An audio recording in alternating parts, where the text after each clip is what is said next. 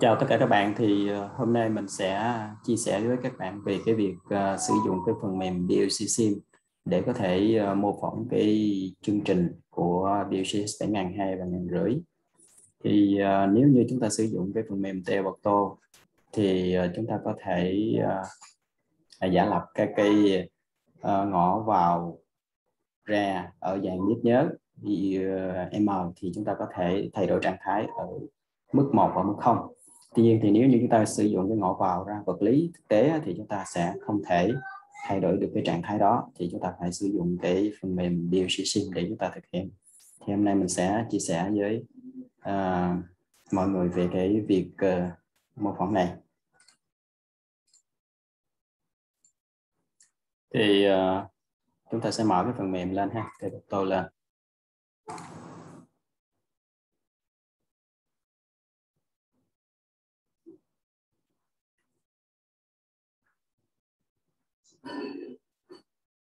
Rồi chúng ta tạo dự án mới chẳng hạn. Rồi chúng ta tạo ra.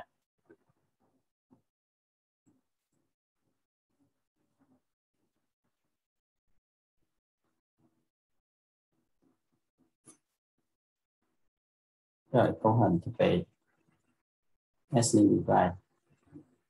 Giả sử như mình sử dụng con BLC là S7121215C DC DC DC, và phiên bản của mình sử dụng đó là phiên bản 4.2. Mình ấn vào vô.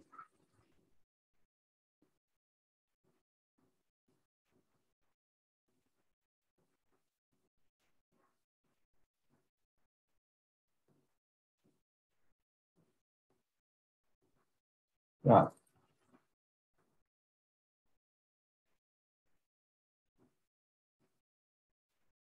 giả sử như mình viết cái chương trình đơn giản thế này thôi, tức là chúng ta sẽ viết cái chương trình để cho ngõ ra chớp tắt với cái thời gian là 5 giây on và 5 giây off. Thì chúng ta sẽ viết cái chương trình này như sau. Rồi chúng ta có nút start và nút stop đi ha. Rồi ở đây chúng ta sẽ để nhánh này, chúng ta lại up lên. Như đây mình sẽ sử dụng cái bit nhớ là m.0 cho nút start, đây m.1 cho nút stop như vậy. Rồi này là như là m.2 là power. Thì cái này mình có thể định nghĩa ha, mình sẽ rename task lại. Mình định nghĩa đây là start, đây là stop, và đây là power.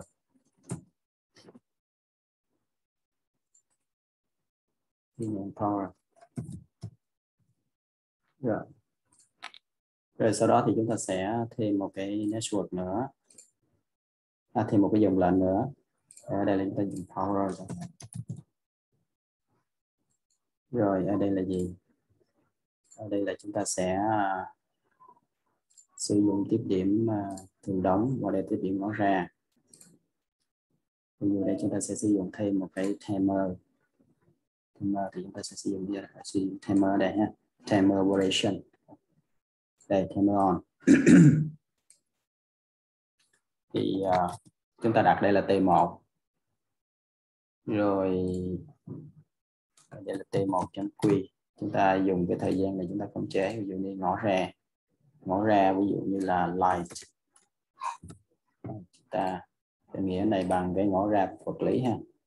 Chúng ta chọn đây là global output, chúng ta chọn Q 0.0, chọn define. Rồi cái này là 5 giây, chúng ta chọn 5S, enter. Và chúng ta thêm một cái nữa, thêm cái tiếp điểm thường thở T1.Q truy xuất nó ra. Rồi chúng ta sử dụng một cái timer thứ hai, T-on chẳng hạn, T2. Ở đây là chúng ta sử dụng cái tiếp điểm thường đóng để chúng ta cho nó trả lại từ đầu, T2.Q. Và thời gian này cũng là 5 giây, chúng ta gọi đây là 5S. Thì đây là cái chương trình đơn giản như thế. Và bây giờ chúng ta sẽ bắt đầu mô phỏng. Chúng ta click vào nút Start Simulation để chúng ta bắt đầu mô phỏng ha. Start Simulation. Thì chúng ta để ý đây là mình đang sử dụng cái bit nhớ, như vậy thì mình có thể thay đổi trạng thái trực tiếp trên cái giao diện này luôn. Rồi chúng ta chờ chút xíu, nó sẽ tải cái chương trình này nè xuống cho cái BUC sim.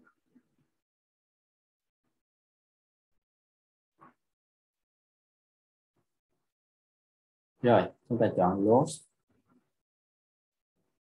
chúng ta chọn start on, chọn finish. Rồi chúng ta click vào biểu tượng là monitoring on off, click vào đây. Thì chúng ta sẽ thấy nó cái giao diện như thế này đúng không? Chúng ta sẽ click phải vào nút start này, và chúng ta chọn modify to 1. Thì anh này sẽ tính mặt đúng không? Anh này sẽ hoạt động. Chúng ta chọn start này modify to 0, cái này vẫn hoạt động bình thường đúng không? Đó, mình thường xuống off này vẫn hoạt động bình thường. Đó, cái thứ hai thì là hoạt động luân phiên, và cái ngõ ra này sẽ on off trong thời gian là 5 giây này, 5 giây on và 5 giây off. Đó. Thì chúng ta có thể thao tác trực tiếp trên đây ha. Ví dụ như chúng ta click phải chọn modify to 1 thì anh này trở về trạng thái 1, thì này off. Modify to 0 thì anh này sẽ trở về trạng thái 0 như cũ. Còn bây giờ nếu như mà chúng ta chọn cái ngõ vào ra này là vật lý luôn thì sao? Thì chúng ta vào cái BC start này, chúng ta định nghĩa là thế này. Chúng ta vào chọn cái info table này. Ở đây là nút start, thì thay vì mình sử dụng để mở 0.0 thì mình sửa lại là in 0.0 và stop là in 0.1. In 0.0 0.1 đúng không nào? Thì chúng ta trở ra cái chương trình của mình, chương trình main. Đấy, 0.1 chúng ta sửa chương trình rồi thì chúng ta phải download lại ha. Chúng ta có thể thấy thấy cái biểu tượng này, cái biểu tượng này nó chuyển cái trạng thái nãy xanh lá hết, bây giờ nó là cam và xanh dương. Thì chỗ cái chương trình này nó đã cập nhật rồi, thì là chúng ta phải download lại. Click vào đây, download lại, nó xuống rồi thì chương trình nó đã chạy lại rồi đúng không? Bây giờ chúng ta click phải lên cái nút start này, chúng ta chọn modify to 1 thì lúc bây giờ chúng ta sẽ không thực hiện được đúng không nào? Giống tương tự vậy, đây ngõ vào vật lý này, chúng ta sẽ modify to 1 cũng không thể thực hiện được. Chính vì thế thành ra là chúng ta sẽ sử dụng cái BUC, thì đây là cái BUC này của mình này, đúng không? Thì mình sẽ click vào cái switch to project view và click tích vào đây.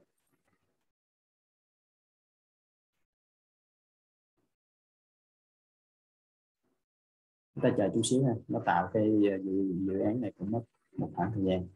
Thì đây là cái giao diện mới nè của BUC, nó xuất hiện một cái giao diện mới của BUC.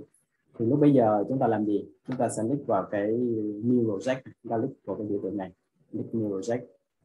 Thì chúng ta đặt tên cho nó, ví dụ như là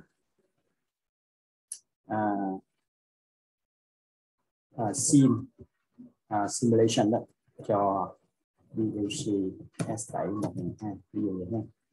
Chúng ta sẽ click vào chúng ta tạo dự án.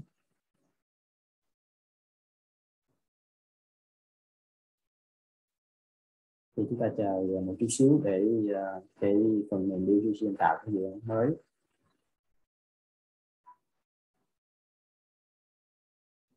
Đấy. Thì đây là cái phần giao diện của S7 BUC của phiên bản 14. Mình sử dụng phiên bản 14 ha, để mình mô phỏng.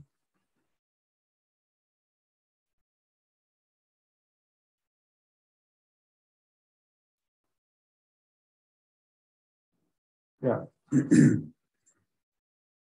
Thì nó sẽ tạo ra được cái dự án mới đây, nhưng mà phải chờ một chút xíu để scan cái chương trình ở bên kia sang, tức là trên cái chương trình của Teoporto bên đây nè, nó sẽ load cái chương trình từ bên đây qua bên kia, kể cả BUC luôn.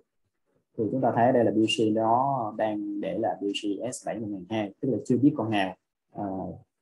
Thì chúng ta chờ chút xíu thì nó sẽ load lại. Đã thấy rồi đúng không? Ta thấy BUC S7 1002, nhưng mà CPU là 1215 đúng không? Đây 1215C DC DC DC hiện nay nó đang connected với con BC đó, đang kết nối với BC 1 này đúng không? Rồi thì chúng ta sẽ click sổ xuống cái chỗ sim table, chúng ta đi sổ xuống đây thì chúng ta sẽ thấy cái sim table 1 này đúng không? Chúng ta click vào double vào cái sim table 1 này, nó sẽ hiển thị ra cái table của mình. Chúng ta để ý đây là con BC này nó đang ở chế độ power on đúng không? On thì nó đang chạy thì mình mới thấy cái trạng thái này như thế này, còn nó off thì nó sẽ không thấy trạng thái màu xanh giống như ở bên con BC thật ở bên kia ha. Rồi bây giờ nhiệm vụ của mình là gì? Nhiệm vụ của mình là click vào cái biểu tượng là load project task, tức là chúng ta load các cái task từ bên cái chương trình ở bên đây này, các cái task ở bên đây, chúng ta xem đây, load các cái task bên đây sang bên kia thì gì chúng ta click vào đây thì tất cả các task bên kia sẽ được đưa qua đây hết đúng không? Kể cả của timer, các cái biến của timer cũng đưa vào đây luôn đúng không? Là i0.0, i0.1, i0.0, m0.2 này đúng không nào? Rồi bây giờ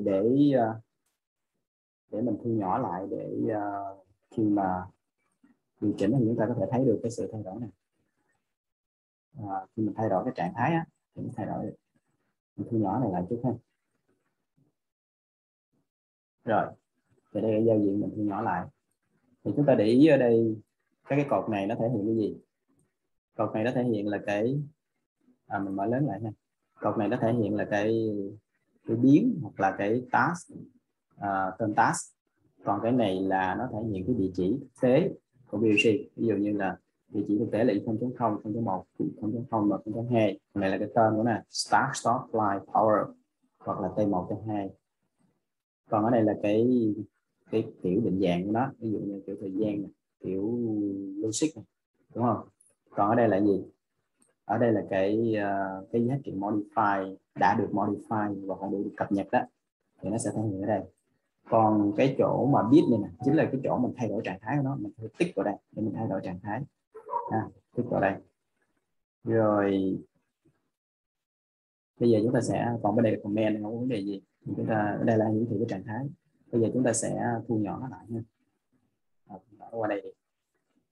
Chúng ta chừa cái chỗ bit lại thôi ha, chỗ bit để mình cập nhật, để mình thay đổi cái trạng thái của nó. Thì ở bên đây thì chúng ta sẽ trở lại chương trình main đúng không? Và chúng ta mở chương trình, tách chương trình này ra ngoài đó, giao diện này ra ngoài luôn, chúng ta mở này lớn lên và chúng ta kéo này xuống lên chút xíu đúng không? Đó, để chúng ta thấy toàn bộ chương trình của mình. Rồi kéo này xuống qua. Bây giờ ở bên cái chương trình giao diện mô phỏng thì mình sẽ có giao diện này, mình thu nhỏ này lên chút xíu ha. Rồi kéo này qua một chút nữa để mình thấy toàn bộ ha. Rồi bây giờ chúng ta để ý là mình sẽ chọn cái chức năng là modify, enable và disable modify này. Cho phép và không cho phép thì mình tích vô, tức là mình cho phép, không tích vô là cho phép này. Như vậy thì mình có thể thay đổi trạng thái của những cái tiếp điểm này. Thì bây giờ mình sẽ, ví dụ như đây là i0.0, hồi nãy bên đây là mình không thay đổi được đúng không? Ví dụ click phải là mình modify là nó không được, nhưng mà bên đây bây giờ là chúng ta có thể thực hiện được. Chúng ta sẽ chọn cái start này, mình tích vào đây cái, nhưng mà mọi người xem cái trạng thái bên đây nha, tích bên đây và xem trạng thái bên tích bên phải, chọn coi cái trạng thái bên trái này, chúng ta tích vào đây, i0.0 tích lên thì chúng ta thấy cái trạng thái này thay đổi được đúng không? Lên on này, mình buông ra thì nó vẫn on đúng không? Nó ra vẫn on này, buông ra thì off này, cái này off nhưng mà nó ra nó vẫn on, thì chương trình vẫn nó chạy được bình thường. Cái đèn này nó vẫn sáng 5 giây và nó sẽ tắt 5 giây, sáng 5 giây tắt 5 giây. Và đây là cái timer nó chạy này đúng không? Cái ET nè, ET là viết tắt là estimated time, là ước lượng cái thời gian nó chạy. Thì chúng ta thấy đúng không? Thì cái estimated time này là cái chỗ người ta truy xuất cái thời gian. Chúng ta không thể sử dụng trực tiếp cái tên của nó để chúng ta truy xuất. Thì chúng ta truy xuất cái này thì mình sẽ có một cái video khác mình nói về cái phần truy xuất thời gian này sao ha. Đấy. Rồi bây giờ giả sử như mình muốn stop, tức là mình ấn i0.1 thì ở bên đây là i0.1 này đúng không? Ta có thể ấn vào đây. Đó, thì anh này sẽ off lập tức liền, chỗ này off thì chỗ này cũng off, và chỗ này off thì toàn bộ chương trình nó sẽ dừng lại. mình buông ra thì trở về cái trạng thái tĩnh mạch trở lại, đúng không nào? Thì đấy là cái cách chúng ta có thể mô phỏng cho PUC S7200 1500 mà chúng ta thấy là các cái mẫu vào ra vật lý chúng ta đều có thể thay đổi được, đúng không? Có thể thay đổi được. Còn nếu như mình sử dụng trực tiếp trên giao diện thì chúng ta sẽ không có thay đổi trạng thái. Giao diện từ của TL Auto thì chúng ta không thay đổi được. Thì hy vọng rằng cái video này sẽ rất là hữu ích cho các bạn trong cái việc lập trình PUC S7100 cũng như là S7150, mà trong trường hợp các bạn không có PUC thực tế, các bạn chỉ có cái phần mềm của TL Auto thôi và cái phần mềm của PUC Sim thôi, thì chúng ta cũng có thể mô phỏng được cái chương trình của mình. Thì đấy là cái video về việc sử dụng cái phần mềm PUC Sim để mô phỏng cho chương trình của PUC S7150. Thì bây giờ chào tạm biệt các bạn và hẹn gặp các bạn ở các cái video tiếp theo.